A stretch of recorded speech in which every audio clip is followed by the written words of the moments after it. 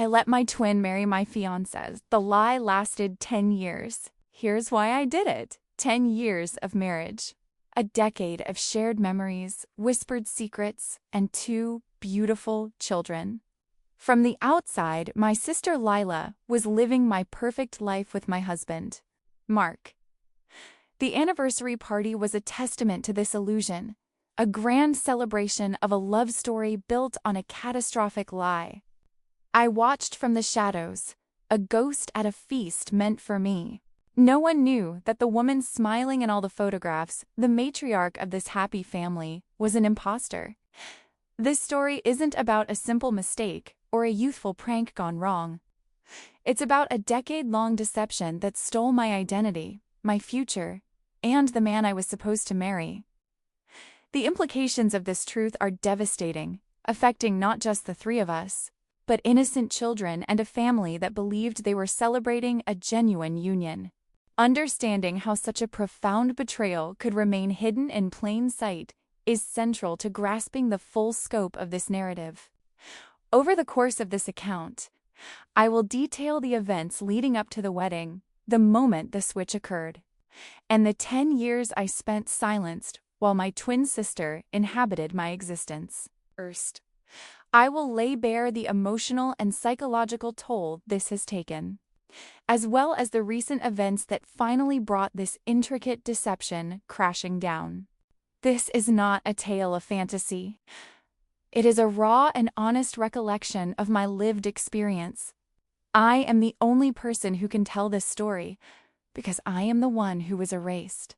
For 10 years, I have been Clara, the forgotten twin, while my sister Lila became Clara, the wife and mother.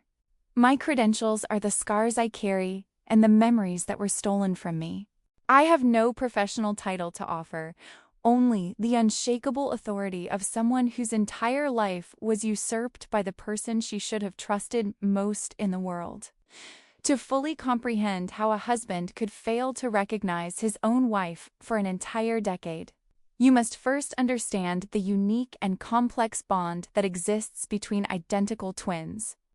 It's a connection that blurs the lines of identity, a shared history written in the same genetic code. This deep, intrinsic similarity was the foundation upon which this entire 10-year lie was meticulously constructed, making the impossible seem plausible.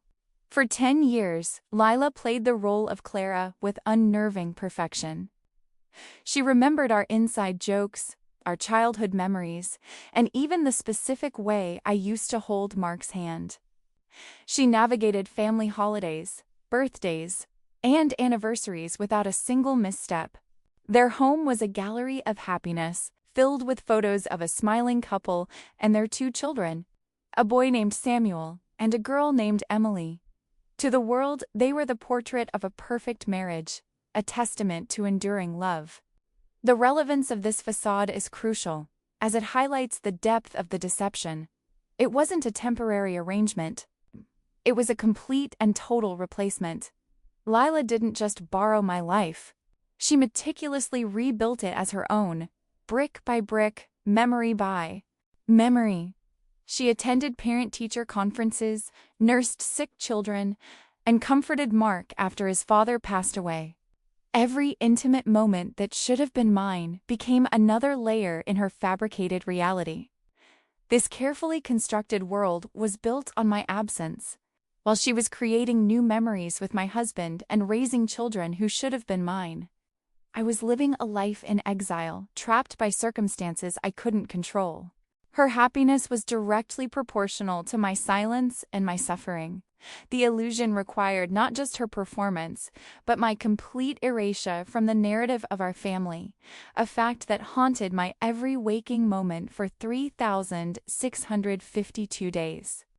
Consider the precision required for such a feat. Twins often share mannerisms, but Lila studied me. She adopted my laugh, the way I tilted my head when I was thinking, and my preference for Earl Grey tea over coffee. She used our shared history as her script, fooling not only a husband, but also our parents, our friends, and our extended family. The deception was a masterclass in psychological manipulation, rooted in our identical appearance. This illusion, however perfect, was a house of cards. A single gust of wind, one wrong memory, or a forgotten detail could bring the entire structure down. For a decade, the winds were calm, but as the 10-year anniversary approached, a storm was brewing, threatening to expose the fragile foundation of a life that was never truly hers to begin with. The pressure of maintaining the lie began to create tiny, imperceptible cracks. The day of the wedding was a whirlwind of white lace, champagne, and carefully managed chaos. I remember the scent of lilies in the air and the nervous excitement that fluttered in my stomach.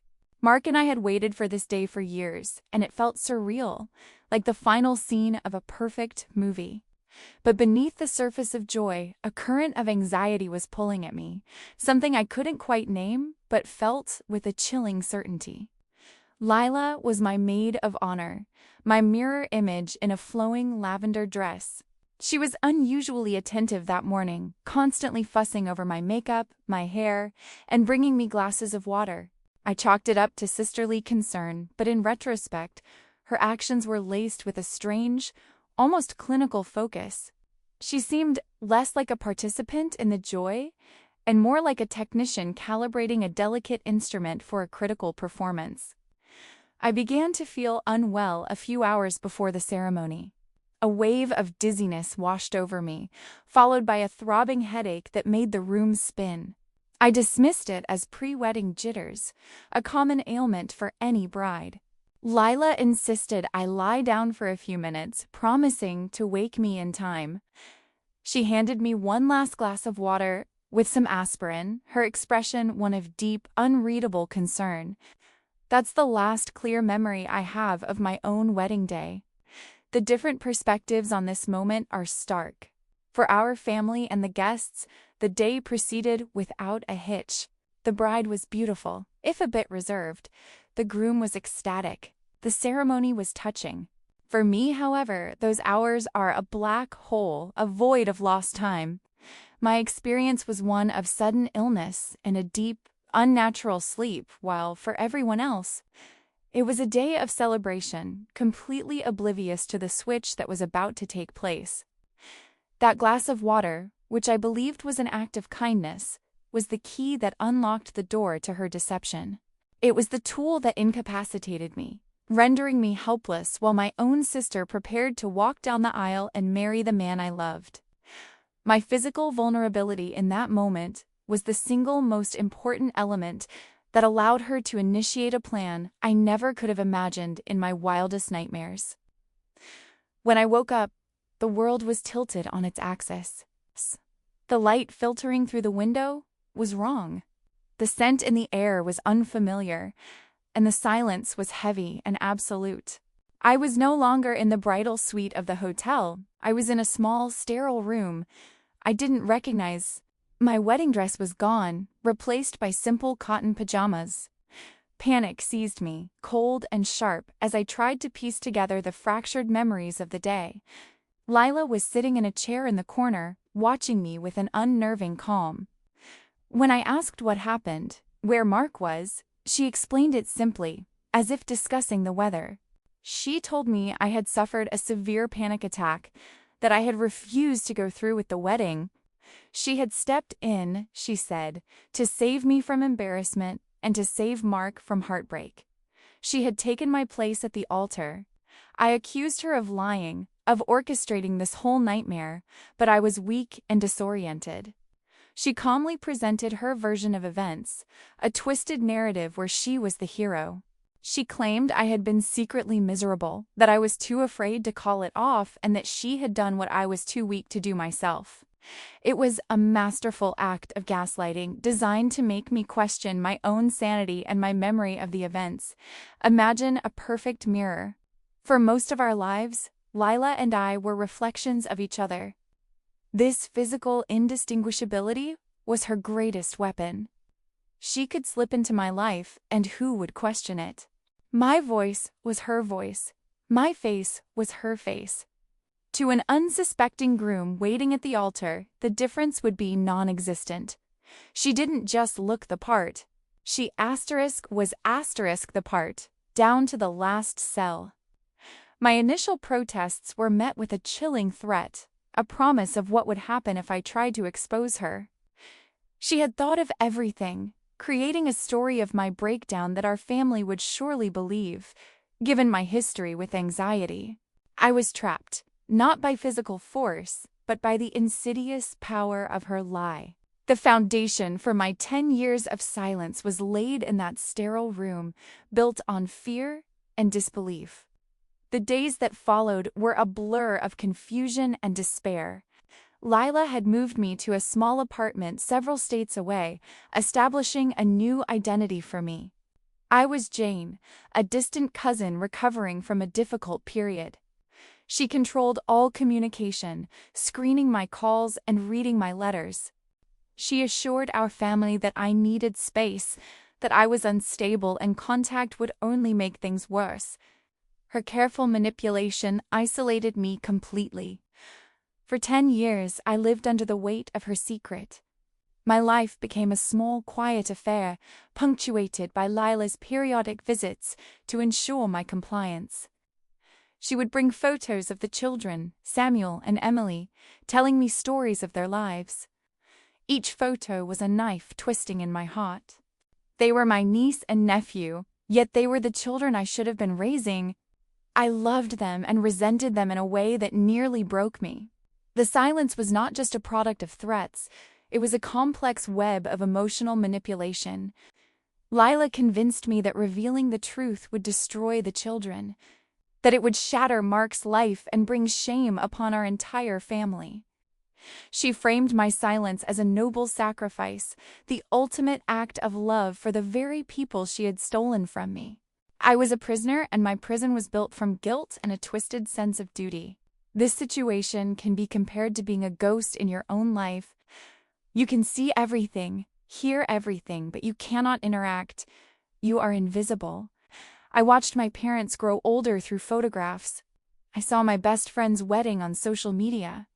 Every milestone I should have been a part of was experienced through a screen, a second-hand account delivered by my captor, my own sister. It was a profound and constant state of mourning for a life I was still living. My compliance was born of a deep-seated helplessness. What proof did I have? It would be my word, the word of an unstable woman who supposedly fled her own wedding against hers, the word of a perfect wife and mother. The story she had crafted was too strong, too believable. And so, I waited, hoping for a mistake, a crack in her perfect facade that would finally give me the chance to reclaim what was mine. To understand why Lila did it, you have to look back at our childhood. Despite being identical, we were fundamentally different. I was always the more outgoing, the one who found it easy to make friends and connect with people. Lila was quieter, more observant, always standing just outside the circle of light that seemed to follow me.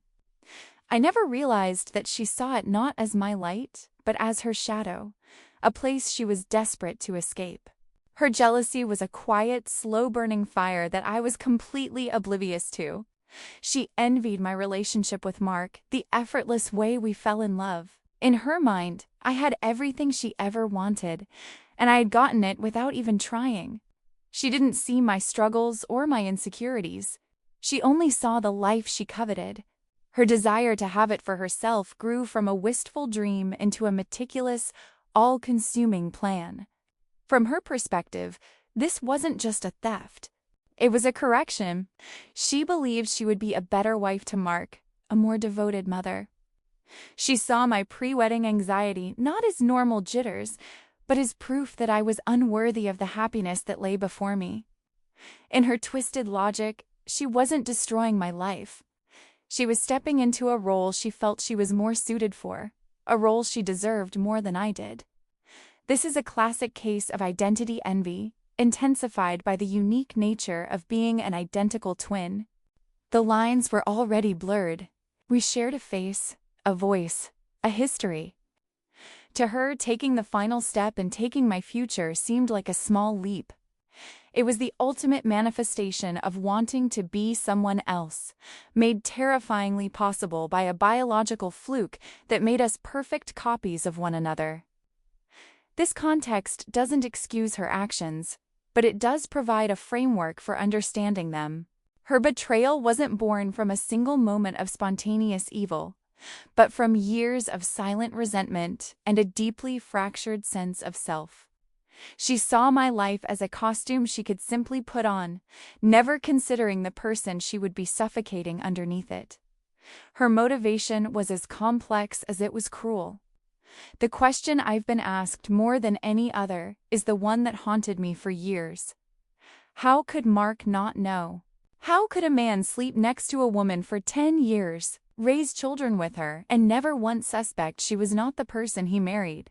The answer is both painfully simple and deeply complex. He didn't notice because Lila made it impossible for him to. She didn't just imitate me, she became me. Lila had a lifetime of material to study. She knew my favorite books, my political views, my childhood fears, and the story of how Mark and I first met. She had access to our shared past, an archive of my personality that she could draw from at any moment. She flawlessly replicated my signature, my cooking style, and even the way I loaded the dishwasher. She erased any small difference that might have given her away.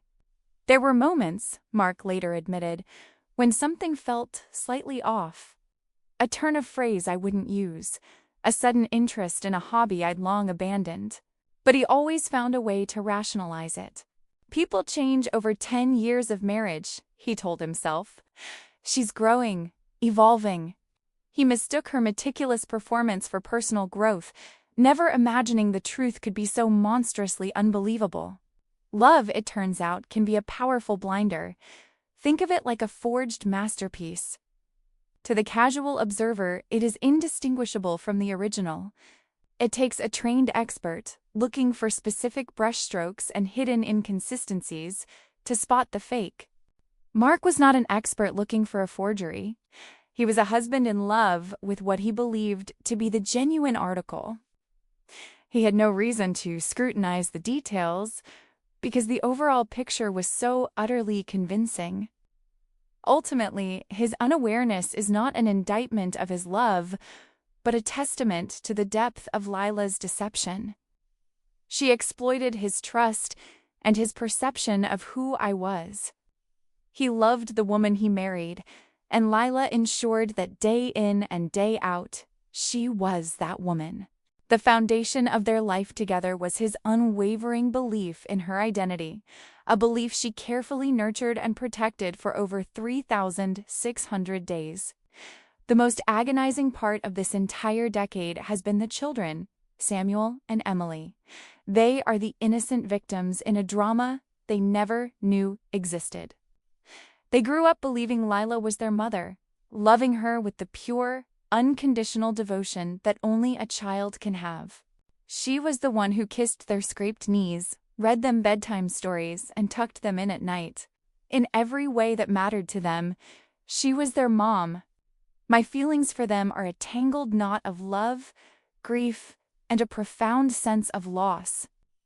I watched them grow through the photographs Lila would send, celebrating their birthdays from afar with a silent, aching heart. They have my eyes, my smile, Mark's sense of humor. They are the living, breathing embodiment of the life that was stolen from me, and yet I love them fiercely. They are my blood, my family, even if they don't know it. The ethical dilemma of their existence is staggering. They were born from a union based on fraud. What does that make them? How can you explain to a child that their entire life, their very identity, is rooted in a lie? The potential for psychological harm is immense, and it was the primary weapon Lila used to keep me silent. She constantly reminded me that revealing the truth would hurt them more than anyone else. This situation is like discovering that the foundation of your house is not solid ground, but something unstable and false. For Samuel and Emily, their mother is their foundation. To tell them the truth would be to create a seismic shock that could destabilize their entire world. There is no easy way to handle it, no script to follow. They are the real heart of this tragedy, the two people with the most to lose from the truth finally coming to light. Their existence cemented Leela's role and made her deception nearly impossible to undo. They were her shield, her justification, and her anchor in my life. Every school play she attended, every piece of artwork they brought home for her, solidified her place. The children weren't just a consequence of her actions. They became an integral and essential part of maintaining the entire 10-year illusion. For nearly a decade, Lila's performance was flawless. The illusion was hermetically sealed, with no light or truth allowed to penetrate its walls. But maintaining such a complex lie requires constant energy, and over time, even the most meticulous architect gets tired. The first crack appeared not as a dramatic explosion, but as a series of small, almost insignificant errors. They were tiny slips of the tongue, moments of forgetfulness that began to accumulate. It started with a phone call from our mother. She mentioned an old childhood memory, a time I got terribly sick on a ferry to an island. Lila, playing me, laughed and added a detail to the story. But the detail was wrong, something that belonged to a different memory entirely. Our mother paused, confused for a moment, before dismissing it as a simple mix-up. But for me, hearing about it later, it was a thunderclap. Lila's memory was not infallible. Then, Mark began to notice subtle shifts. Lila started developing a sudden and passionate interest in modern art, a subject I had always found boring. She claimed she'd come around to it, but her knowledge was too deep, too sudden. He also noticed she had stopped humming a specific tune I always hummed when I was cooking, a little melody from a song his grandmother used to sing. Small things, but they were like stones in his shoe, minor irritants he couldn't quite ignore. Think of a computer program running a complex simulation. For years, it runs perfectly. But then, tiny glitches start to appear. A pixel out of place, a sound that doesn't quite sync. Individually, they are meaningless. But together, they indicate a deeper corruption in the code.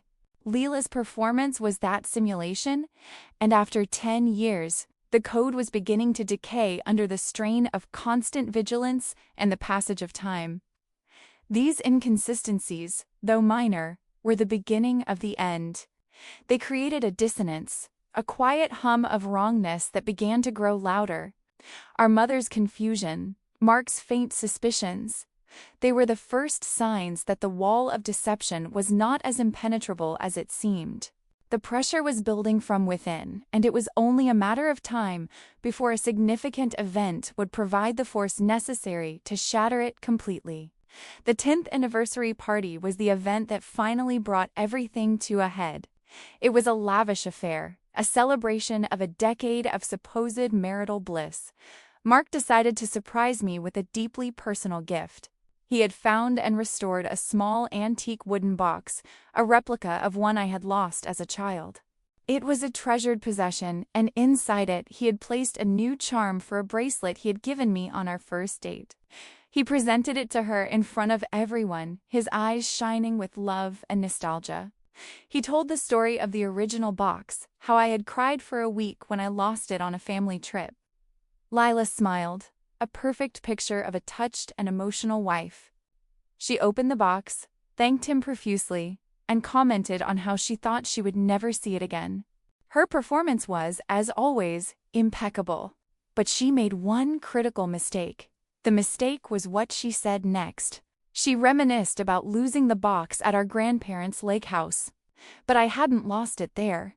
I had lost it years earlier, on a beach vacation when we were just 9 years old.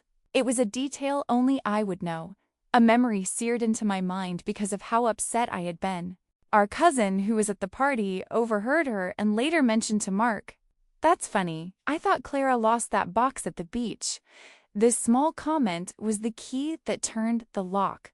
For Mark, it was the final, undeniable glitch in the system. The art, the humming, the other small inconsistencies, they all rushed back into his mind. Coalescing around this one clear, factual error, it wasn't just a misremembered detail. It was someone else's memory. The seed of doubt that had been planted months ago finally sprouted into a terrifying, impossible suspicion.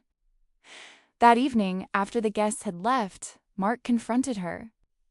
He didn't accuse her of being an imposter. The thought was still too ludicrous to voice. But he questioned her, pressing her on the memory of the box. He asked about other things, small details from their early relationship. Panicked and cornered, Lila's flawless composure finally shattered. And in the ensuing argument, the truth began to unravel in the most catastrophic way imaginable. I found out about the confrontation a day later. Mark, his world completely upended, had gone through old photo albums, searching for something, anything, that could explain the madness. He found it in a picture from our high school graduation. The two of us, side by side, identical in every way except for one tiny, almost invisible detail. A small mole just above my left eyebrow, which I'd had removed a year before the wedding. Lila still had hers. He called me. He found my number in an old address book of his mother's listed under my alias, Jane. When I answered, he was silent for a long moment, and then he just said my name, Clara. It was the first time I had heard him say my real name in a decade, and the sound of it broke me. The wall of silence I had been trapped behind for so long finally came crashing down around me.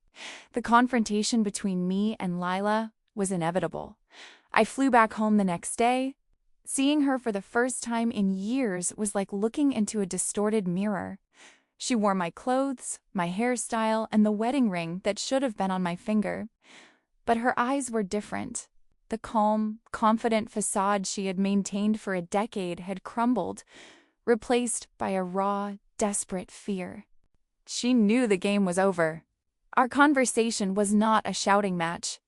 It was a quiet, devastating exchange in the living room she had decorated, surrounded by photos of the life she had stolen. I didn't need to accuse her. The truth was a third person in the room, heavy and undeniable. She tried to justify her actions one last time, repeating the old lines about saving me, about protecting the family. But the words were hollow, their manipulative power gone. In that moment, the full weight of her betrayal settled upon us. It was in the way she couldn't meet my eyes, in the tremor in my hands, and in the silent, gaping chasm that had opened up between two people who had once shared everything. The lie that had defined our lives for 10 years was finally dead. But its death offered no relief, only the terrifying reality of the wreckage it had left behind. The immediate aftermath was a deafening silence. The truth was a bomb that had detonated in the center of our lives, and we were all just standing in the rubble, stunned and unable to process the scale of the destruction. Mark moved into the guest room, a stranger in his own home. He looked at Lila with a mixture of horror and pity, and he looked at me with a profound confusion, unable to reconcile the woman he remembered with the ghost who had just appeared. The children, Samuel and Emily, were the most vulnerable. They could sense the tension, the suffocating sadness that had filled the house. They didn't understand why their father was suddenly so distant, or why a woman who looked exactly like their mother was now a constant, tearful presence in their home. We tried to shield them from the worst of it, but the happy family they had always known had vanished overnight, replaced by whispers and closed doors. My own emotions were a chaotic storm. There was a sense of vindication, of finally being seen and heard after a decade of invisibility. But there was no joy in it. There was only a deep, bottomless well of grief. Grief for the 10 years I had lost, grief for the man I never got to marry, and a strange, unexpected grief for my sister and the life she had destroyed, including her own. This is the untold part of so many ** emotional family stories and drama *. The quiet, messy fallout that comes after the big revelation. There's no clean resolution, no neat ending. It's a long, painful process of picking through the debris, trying to figure out what, if anything, can be salvaged. The lie was a single act, but its consequences would continue to ripple outwards, touching every aspect of our lives for years to come. The secret was out, but the problems had just begun. We were now faced with a series of impossible questions. What was Mark's marriage? Legally. Who were the children's parents in the eyes of the law? And the most daunting question of all, how do we begin to move forward from a lie of this magnitude? The path ahead was a dense, dark forest with no clear trail to follow.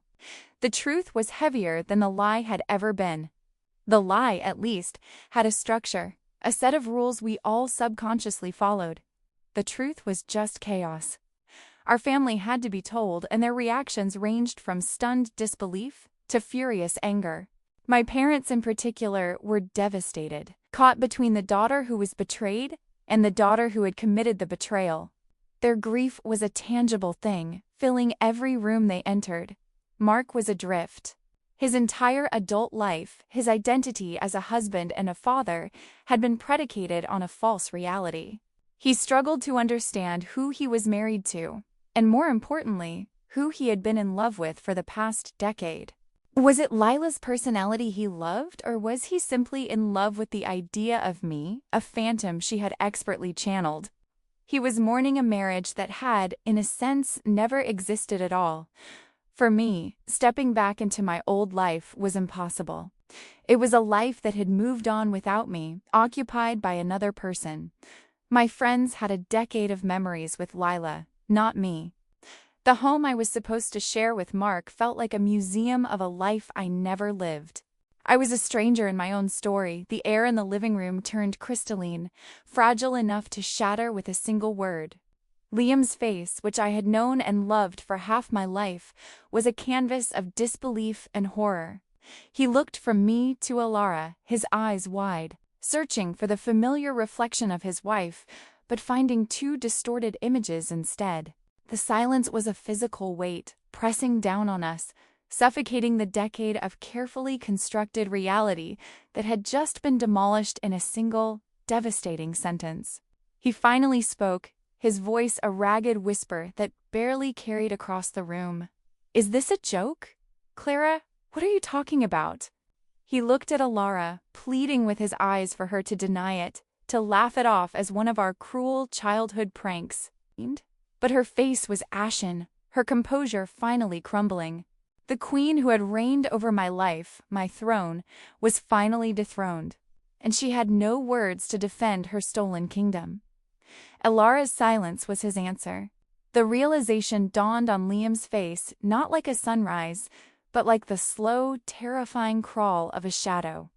Every memory, every anniversary, every whispered "I love you" was now suspect, a potential lie. He stumbled back, one hand gripping the back of a chair for support, as if the very foundation of his world had given way beneath him. It had. I had just pulled the rug out from under all of us. 10 years, he breathed, the words laced with a profound, soul-deep agony. "You're telling me, for 10 years. My wife, our life." He couldn't finish the sentence. He didn't have to. The unspoken truth hung between us, a toxic cloud of betrayal. He was married to a ghost, a reflection, while the real person was a stranger who had watched from the sidelines, a constant guest in her own life, a life stolen by her own flesh and blood. I watched the two of them, the man whose heart I had lost and the sister who had stolen it. The initial, righteous fury that had propelled me to this moment began to curdle into a cold, hollow ache. This was not a victory. It was a detonation. And as the dust began to settle, I knew the hardest part was not the explosion itself, but the long, agonizing process of sifting through the wreckage to ask the one question that mattered. Why? The word left my lips, small and broken, yet it echoed in the room with the force of a judgment. It was directed at Alara, but my eyes were on Liam, watching his face for any flicker of understanding, any sign that he had ever suspected. But there was nothing, only a vast, empty ocean of confusion. He had been so completely and utterly deceived, and the perfection of the lie was perhaps the most painful wound of all, a testament to his trust. Alara finally found her voice, though it was weak and trembling, a pale imitation of her usual confident tone. "It wasn't supposed to be like this," she started, the classic, hollow excuse of every grand mistake. "It was just for the wedding day." "You were so scared, Clara. You were having a panic attack, saying you couldn't go through with it. I was just trying to help you, to give you a moment to breathe." I remembered that day in flashes. The suffocating weight of the wedding dress, the dizzying fear of forever. I had been terrified, it was true. "So you walked down the aisle for me?" I asked, my voice dangerously calm. "You said the vows for me? And then you just... what? Forgot to tell me? Forgot to switch back?" The sarcasm was a bitter acid on my tongue, the only defense I had against the sheer absurdity of her excuse. "The reception was a blur," she continued, her gaze fixed on the floor, unable to meet mine or Liam's. "Everyone was so happy, Dad was so proud, and Liam, he looked at me with so much love. I thought I would tell you the next day, but the next day became the next week. And then we were on the honeymoon he had planned for you. It became real, too real to undo." Her explanation wasn't an answer. It was a confession of profound weakness and selfishness. She didn't just take my place. She inhabited my life, piece by piece, because it was easier than facing the consequences of her actions. The initial act, perhaps born of a twisted sense of sisterly protection, had metastasized into a decade-long deception. The wedding was just the first cut. The real betrayal was in the 1,000 subsequent choices she made every single day to continue the lie. "Our first anniversary," Liam said suddenly, his voice hollow. He looked at Alara, his eyes stripped of all warmth. "We went to that little Italian restaurant by the lake. You wore that blue dress. You told me it was the happiest year of your life. Was that you, Alara? Or were you playing a part? Were you performing my wife's happiness for me?" Each question was a hammer blow, chipping away at the marble facade of their shared history. Alara flinched. "I was happy, Liam. That part was real." But her words rang hollow, lost in the chasm of her deception. How could he possibly believe her? What part was real and what was performance? I thought of all the birthdays, the holidays, the quiet Sunday mornings I had spent with them, always feeling like an outsider. Now I knew why. I was a spectator to my own life, watching my understudy perform the lead role with my husband.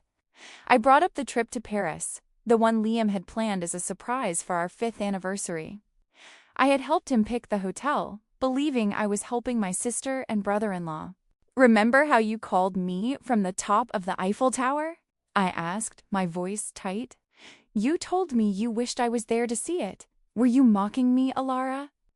Or was some part of you feeling guilty, standing there in my shoes on my anniversary trip?"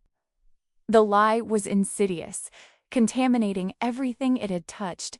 It wasn't just the big moments. It was the little intimacies, the inside jokes, the shared glances. Liam's hand reached up to touch a small scar above his eyebrow. "You told me you were there when I got this, that you held the compress on it after I fell from the ladder. But Clara was the one visiting that weekend. You were out of town." His voice cracked, the small forgotten details now rising as irrefutable proof. Every memory was now a crime scene, and we were all forced to be detectives, dusting for the fingerprints of the truth. But the more we uncovered, the more we realized that the truth itself had been erased. All that was left were echoes and forgeries, a carefully curated museum of a life that had never truly existed. And standing in the middle of it all was Liam, a man who had loved a ghost, a perfect imitation of a wife. Then, a sound from upstairs shattered the tense silence, the gentle creak of a bedroom door, followed by small, sleepy footsteps.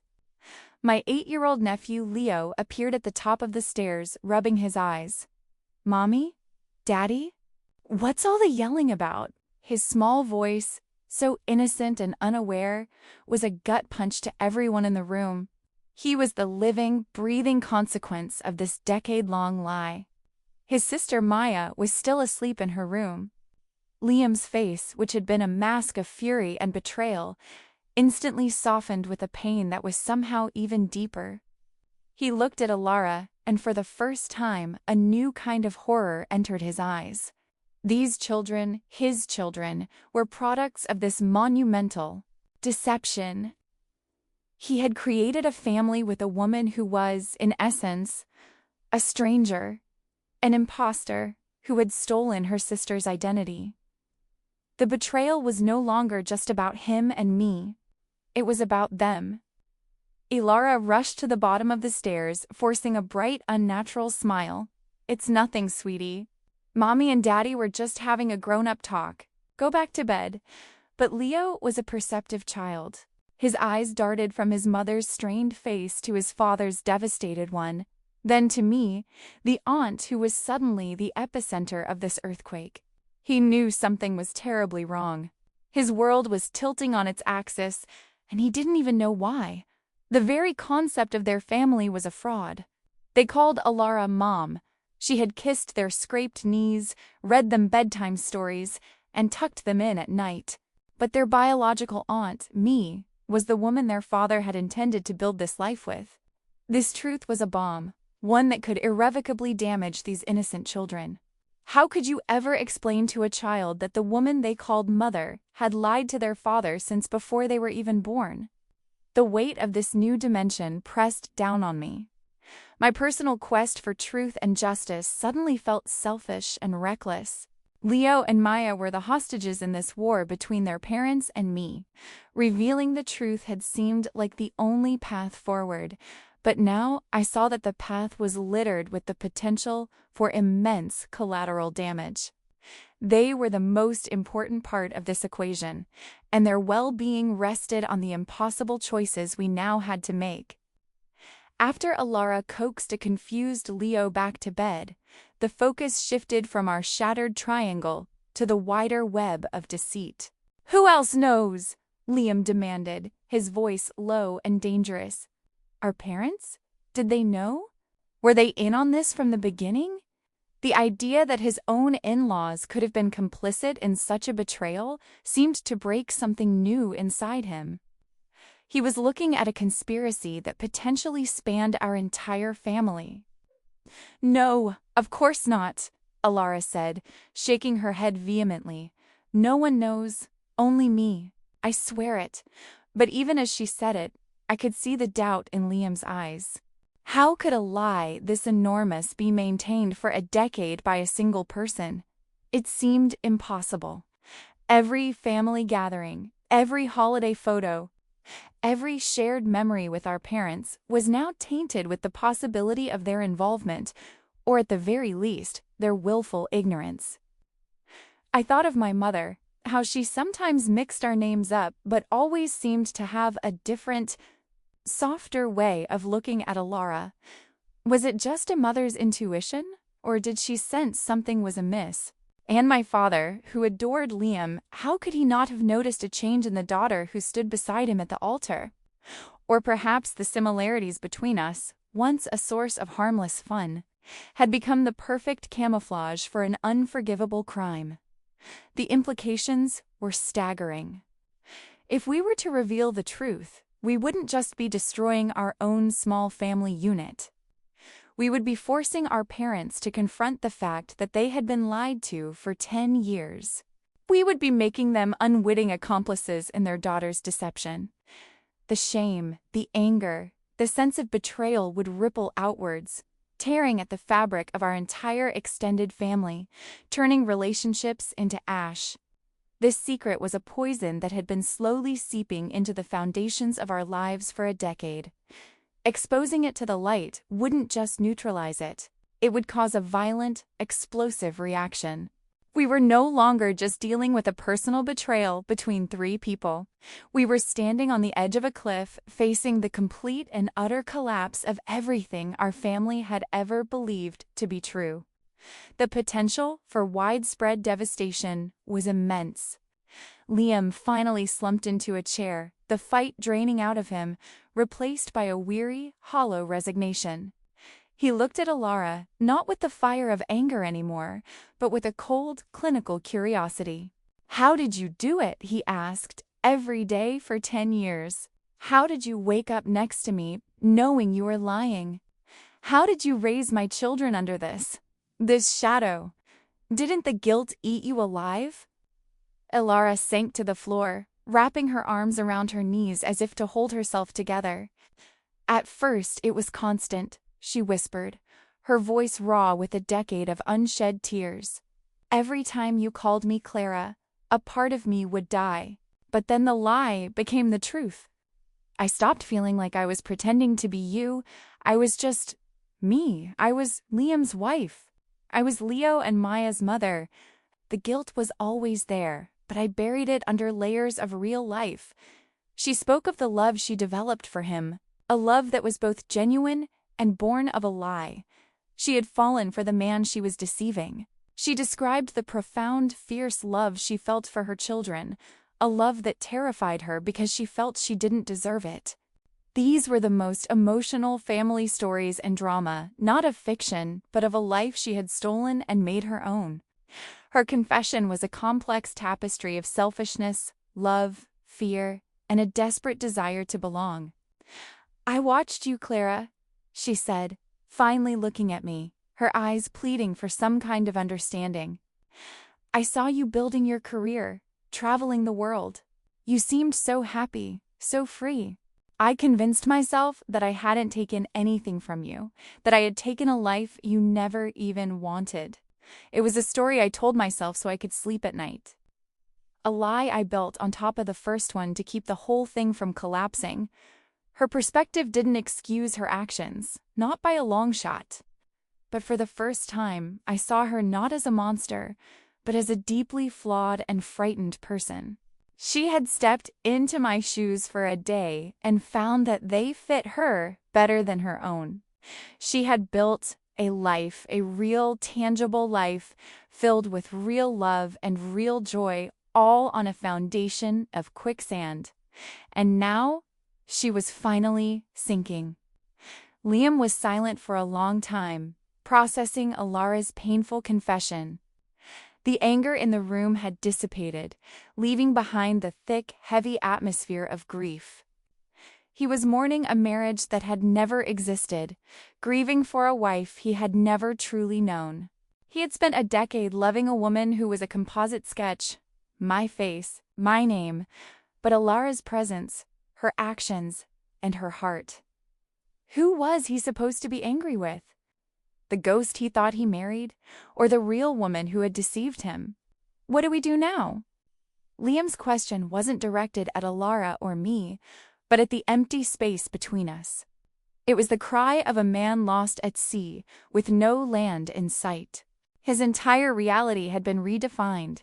The past was a lie, the present was a nightmare, and the future was a terrifying, blank canvas. The life he had meticulously built, the family he cherished, was all predicated on this single, colossal untruth. He looked at Alara, who was still crumpled on the floor. He saw the mother of his children, the woman who had been his partner in every sense of the word for 10 years. He saw the history they had built, fraudulent as its origins were. The love, the laughter, the struggles, those had been real for him. Could he throw all of that away? Could he look at his children and tell them their family was being destroyed because their mother wasn't who she claimed to be? Then his eyes shifted to me. In my face, he saw the woman he had fallen in love with, the one he had asked to be his wife. I was the promise of a life that was stolen from both of us. Choosing me would be an acknowledgement of the truth, a way to reclaim what was lost, but what would that even look like? We were strangers now, connected only by a shared past and a profound betrayal. Rebuilding from that felt just as impossible. He was trapped between two ghosts, the ghost of the wife he thought he had, and the ghost of the life he was supposed to have. Staying with Alara meant choosing to live with the lie, to build a future on a rotten foundation for the sake of his children. Leaving her meant detonating his children's world and stepping into an unknown future with me, a woman who was now a painful reminder of everything he had lost. His choice was not about love anymore. It was about which deception was less destructive. As Liam wrestled with his impossible choice, my own path began to crystallize out of the fog of betrayal. For 10 years, I had been defined by what I had lost. I was the sister, the aunt, the woman on the outside looking in. My career, my travels, Alara was right. They were a kind of freedom, but they were also an escape. An escape from the constant, low-grade pain of watching the life that should have been mine unfold from a distance. Did I want Liam back? The question hung in my mind, and the honest answer was a painful, I don't know. I had loved the man he was 10 years ago. But the man sitting in that room was a stranger, shaped by a decade of experiences with my sister. He was a father. He was a husband to another woman. To try and reclaim him would be like trying to piece together a shattered vase. The shape might be the same, but the cracks would always be there. My anger toward Alara was still a burning coal in my chest, but it was shifting. The desire for revenge was being replaced by a profound sense of pity. She had trapped herself in a golden cage, living in constant fear of the truth, unable to be fully herself. She had my life, but she had paid for it with her identity and her integrity. Her punishment was the life she had built, a life that could never truly be her own. I realized my future couldn't be about reclaiming the past. The past was gone, poisoned beyond repair. My path forward had to be about building something new, something that was entirely mine. For a decade, my life had been an unconscious reaction to theirs. I moved away, I focused on work, I kept relationships at arm's length, all because I couldn't bear to get too close to the life I couldn't have. The deception had trapped all three of us in different ways. The truth had set me free, but not in the way I had imagined. It didn't give me back my old life. Instead, it released me from the obligation of mourning it. For the first time in 10 years, I wasn't just Clara, the twin sister. I could be just Clara. My future was no longer about looking back at the path stolen from me, but about finally, truly, choosing a new one for myself, wherever it might lead. Weeks passed in a fragile truce. Liam moved into the guest room, creating a tense, divided household for the sake of the children. We decided, together, that the next step, however painful, was to tell our parents. They deserved to know the truth from us, not from whispers or an explosive, uncontrolled revelation. We gathered at their house, the four of us, me, Alara, Liam, and our shared deceptions, sitting like defendants before a jury. My father, a man of quiet strength, listened to the story with his face growing progressively grayer. My mother, on the other hand, reacted with a flurry of denial, her hands fluttering nervously. "That's ridiculous," she kept saying. "It's a mistake. A misunderstanding." She looked back and forth between me and Alara, as if hoping the familiar sight of her identical daughters would make the ugly story we were telling simply disappear. As the reality of the decade-long switch sank in, denial gave way to a torrent of emotion. My mother's tears were for everyone. For me, for the life I'd lost. For Alara, for the daughter she didn't recognize. For Liam, the son-in-law they adored who had been so cruelly deceived. And for her grandchildren, whose world was built on a lie. My father's reaction was quieter, but more terrifying. His silence was a judgment, cold and absolute. He finally stood up and looked at Alara, his daughter, with the eyes of a stranger. "I don't know who you are," he said, his voice heavy with a disappointment that was worse than any shouting. "The values we taught you, the honesty, the integrity, it means nothing to you. You have broken this family. You have broken us." He didn't look at me or Liam. His focus was solely on the architect of the lie, and his words were an unequivocal banishment. The confession didn't bring catharsis. It brought a new kind of devastation. We had sought some form of resolution, but instead, we had only widened the circle of pain, fracturing the very foundation of our family. Our parents were now keepers of the same toxic secret, caught between their love for their daughters and the horror of what one of them had done. The family was broken, and no one knew how to even begin picking up the pieces. The secret, once released, could not be contained. Though our parents swore they would tell no one, the truth has a way of seeping through the cracks. The tension in our family was palpable. At a cousin's birthday party, an aunt commented on how distant Liam and Clara seemed. A well-meaning uncle asked me why I looked so sad all the time. The carefully maintained facade of our lives was crumbling under the weight of what we all now knew. The whispers started small. Friends of the family noticed the strange new dynamic. Why was Liam so cold to his wife? Why did Clara and Alara, once inseparable, never seem to be in the same room anymore? People began to speculate, creating their own narratives to fill the void. The most emotional family stories and drama often begin not with a bang, but with a slow, corrosive whisper that erodes everything from the outside in. The most difficult part was the children. Leo and Maya were too young to understand the specifics, but they were experts in atmosphere. They felt the Cold War being waged in their home. "Why is Daddy sleeping in the guest room?" Maya asked Alara one night. "Is he mad at you?" Leo stopped asking me to play, instead watching me with a confused, wary expression. They knew their family was sick, but they didn't know the name of the disease. Liam and Alara tried to maintain a united front for them, but it was a strained, heartbreaking performance. The easy affection was gone, replaced by a polite, cautious distance.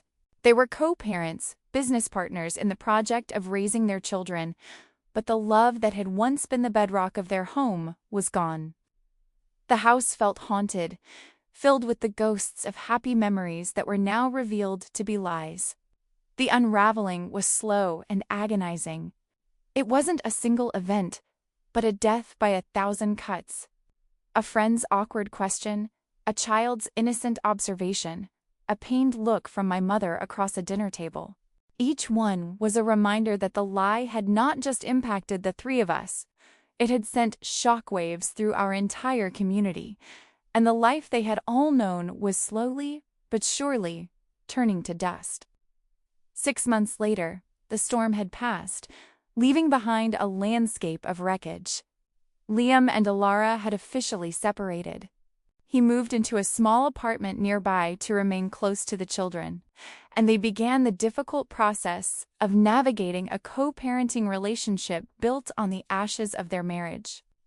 The anger had burned itself out, leaving only a profound, exhausted sadness in its wake. There were no more shouting matches, only quiet, logistical conversations. I met with Alara for the first time alone since the confession. We sat in a sterile coffee shop, two strangers who shared a face and a lifetime of memories, now separated by a chasm of betrayal. She looked older, tired. The weight of her actions was etched onto her face. "I am sorry," she said, the words simple, unadorned, and for the first time, I believed she truly was. Not just sorry she got caught, but sorry for the pain she had caused. Forgiveness, I realized, was not a feeling. It wasn't a sudden absolution that would wipe the slate clean. It was a choice, a conscious decision to let go of the hope for a different past. I couldn't forget what she had done, and our relationship would never be what it was. The twin-like bond of implicit trust was gone forever. But I could choose to stop letting her betrayal define my life and my future. I even began to have conversations with Liam, tentative and awkward at first. We talked not about the past or what could have been, but about the future, specifically about his children, my niece and nephew. I wanted to be in their lives, to be their aunt in a real and honest way. For their sake, we all had to find a way to build a new kind of family, one that was fractured but held together by a shared love for two innocent children. It wasn't about reconciliation or restoring what was lost. That was impossible. It was about finding a way to coexist in the aftermath. It was about understanding that some wounds are too deep to ever fully heal, but that you can learn to live with the scars. We were three broken people, bound together by a decade of lies, and we were slowly, painstakingly, trying to find a glimmer of peace in the ruins. A year after the truth came out, our lives had found a new, fragile rhythm. Liam and Alara finalized their divorce, a quiet end to a tumultuous lie.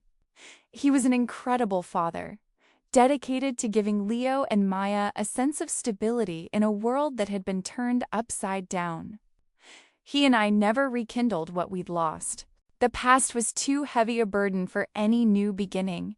We found a different kind of relationship, a friendship built on a shared, painful history and a mutual desire to see the children thrive. Alara began the long, arduous process of rebuilding her life, this time as herself. She had to reintroduce herself to the world, and more importantly, to herself.